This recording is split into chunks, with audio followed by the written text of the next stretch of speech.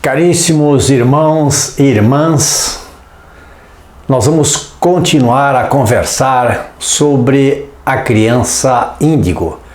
É um assunto apaixonante, com certeza é um assunto apaixonante, porque confesso a vocês que eu mesmo me impressiono com a organização espiritual e como são definidos os caminhos de um planeta, não é? Para o seu adiantamento, para que toda a humanidade deste planeta vá se renovando. Então, estas crianças índigo, que vêm de dimensões muito acima de nós, vêm de mundos também muito melhores do que o nosso planeta, ao encarnarem aqui, sentem uma dificuldade extrema, porque já estão acostumados com um mundo mais tranquilo, com um mundo mais calmo, e elas têm outro propósito para o nosso planeta. Então, aquilo que nos impressiona, como dissemos, é ver essas crianças tomando o posicionamento de adultos, quando elas falam como adultos, quando elas raciocinam com muita clareza, quando elas mostram um adiantamento dos seus sentimentos, uma evolução sentimental muito grande em relação às pessoas. Mas também o índigo é essa criança rebelde que muitas vezes é confundida com o hiperativo. Ela cria uma terrível dificuldade na educação, porque não fica quieta durante a aula, não tem capacidade de manter a atenção, tem sempre uma resposta nova para qualquer problema, e é uma realidade. Quando você está conversando com uma criança que tem esta característica, ela pensa muito rapidamente e em alguns momentos ela passa à frente. Se você não prestar atenção, o raciocínio dela é mais rápido, não é? E os adultos que estão acostumados então a impor e a dominar, quando estão perto ou são pais de uma criança que tem essas características, eles entram na área de atrito. Mas uma nova pedagogia para uma nova geração está sendo criada e desenvolvida também. Henrique Pestalozzi, o grande educador suíço, apresentou uma diferente e adequada proposta educacional que chamou de pedagogia nova. A educação, antes dele, era perversa, pondo as crianças sob castigos físicos, resultado da ignorância na formação moral e cultural, claro, de uma época, né, como dissemos. Mas não se pode falar com uma criança como se faz referência a um adulto. A criança ela tem um nível intelectual de consciência completamente diferente, é infinitamente diverso.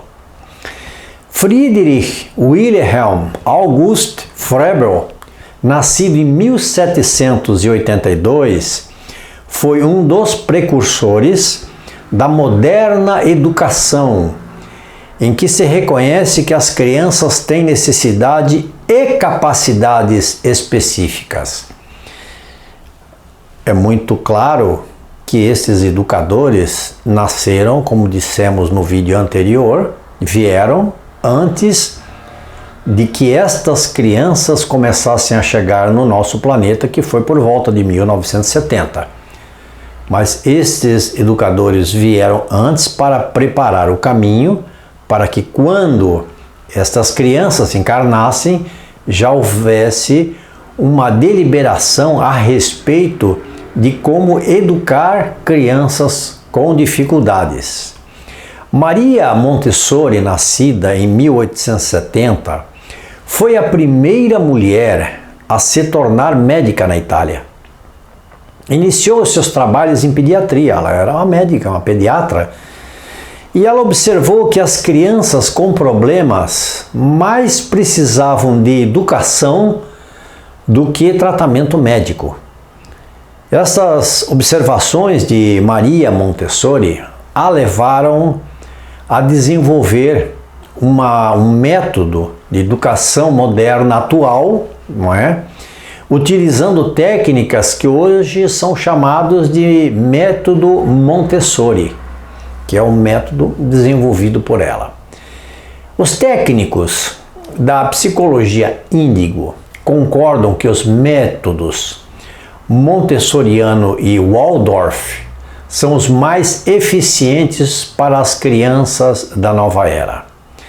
Nós queremos enfatizar que as crianças índigo têm características diferentes e são confundidas em alguns momentos com os hiperativos e também com crianças com autismo. E não deve ser nesta dificuldade de identificação há necessidade de que mais de um profissional da área de neurologia verifique estas crianças para saber exatamente se o diagnóstico, não é, de um médico ou de outro médico ele está correto. No caso das crianças índigo, como resolver ou atenuar essa atividade, hiperatividade que elas têm? É necessário amor, muito amor e mais amor. Existe a necessidade de se compensar o trabalho também dos pais fora de casa com atenção e carinho, porque elas requerem mais carinho do que uma criança que não tem essas características índigo.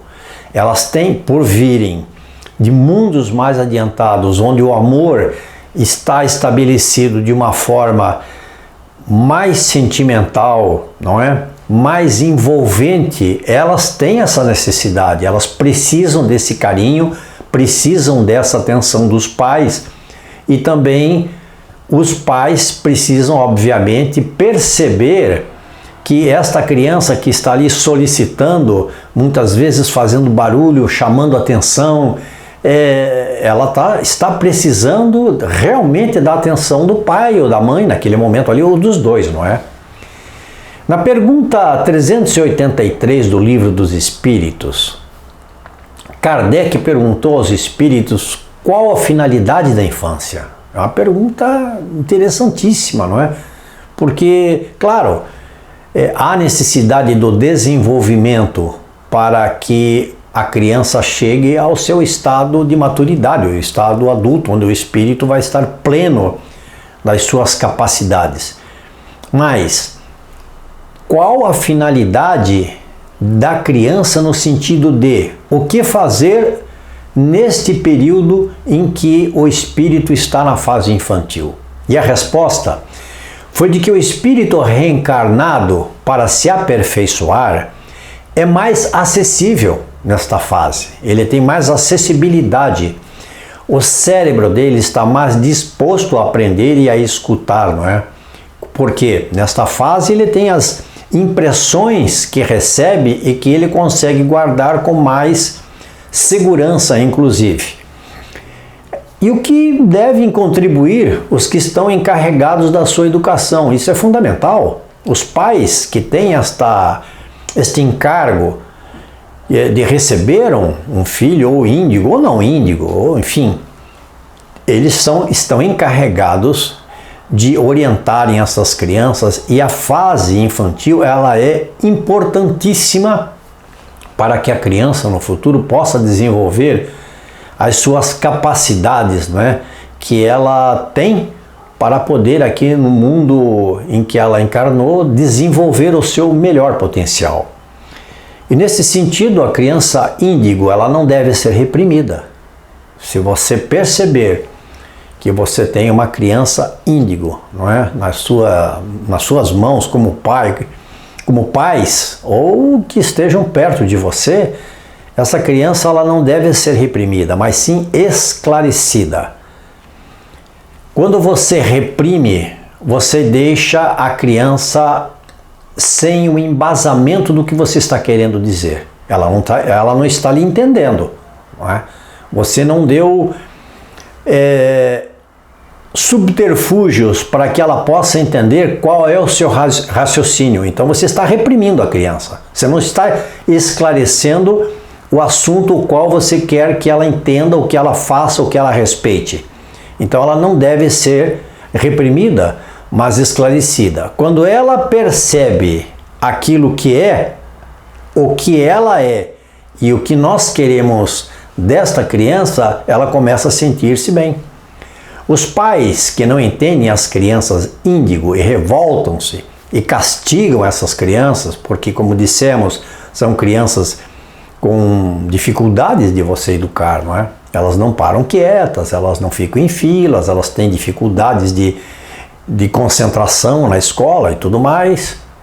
Então, esses pais que não entendem essas crianças e revoltam-se, castigam, eles podem causar mágoas, sentimento de ira, podendo essas crianças depois virem a tornarem-se criminosos, não é? Virem a tornarem-se criminosos pela mágoa que ficou dentro delas, por não serem entendidas. Elas perdem a sensibilidade, sentem-se desrespeitadas, porque já é um espírito que tem uma capacidade de entender bem diferenciada da nossa, não é?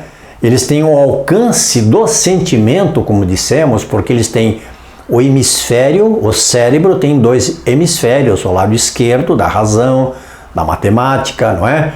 Da ciência, e o lado direito é da intuição, do amor, da música. Este lado direito, ele é mais desenvolvido nestas crianças.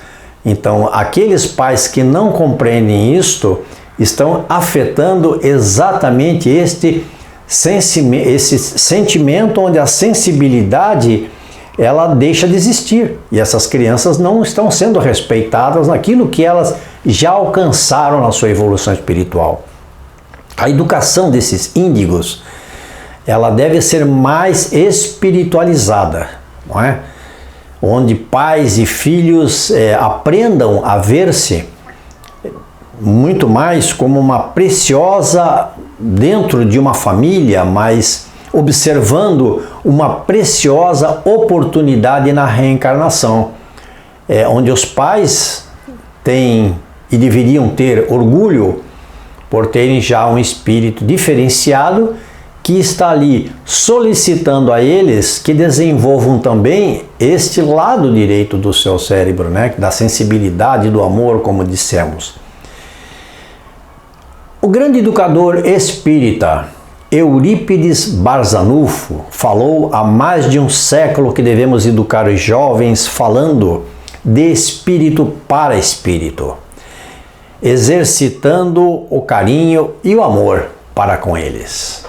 Queridos irmãos, entendemos com muita capacidade de relacionamento esta oportunidade que temos de passar estas informações para muitos pais que talvez não conhecessem, que podem ou reconhecessem que pode ter em casa uma criança índigo. Esperamos que tenham gostado e gravaremos outros vídeos com situações semelhantes. Muito obrigado a todos!